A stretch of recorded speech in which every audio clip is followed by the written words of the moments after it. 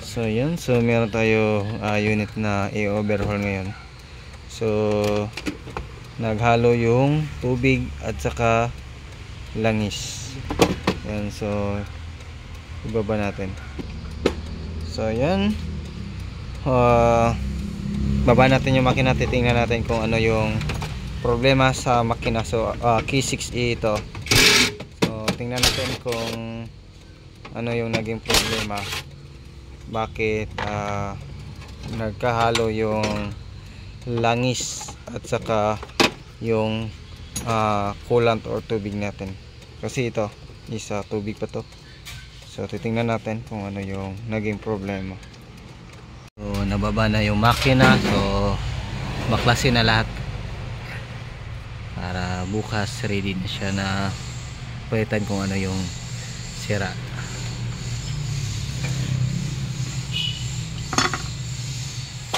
So yun, may gatas na lumabas. So ayan, so yun yung update. So yan yung loob ng makina. So malinis pa yung makina mga kol, pero yun lang, ito lang yung titingnan natin kung saan galing to yung gatas. Ayan. So yun, update. Nakita na natin yung problema mga kol, kaya naghalo yung tubig at saka langis. So yan, tingnan natin. Yun o.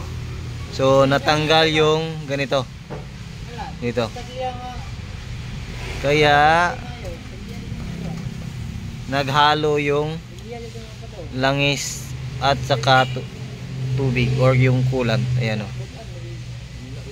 So bumigay ito, itong unit na to, yung kanyang ganito bumigay, kaya dito is langis, tapos sa ilalim niyan is tubig or coolant.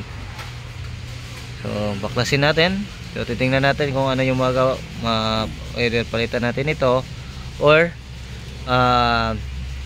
lagyan ng or papalitan ng head. So tingnan natin yan pag baklas. Isa din sa nakitang problema natin mga kol is itong piston na yan. So makita nyo, meron siyang tama ng barbula. Yan, tama yan ng barbula. Yan. So may tama ng barbula yung piston natin. So gagawin natin to, baklas, palit ng piston. So titingnan natin kung ano yung pwede masasuggest din sa chief mechanic natin ito.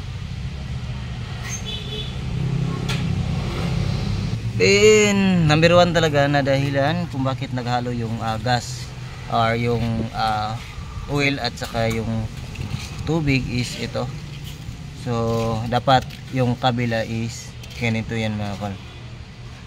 So yan ang kita natin, may bintana na, di ba?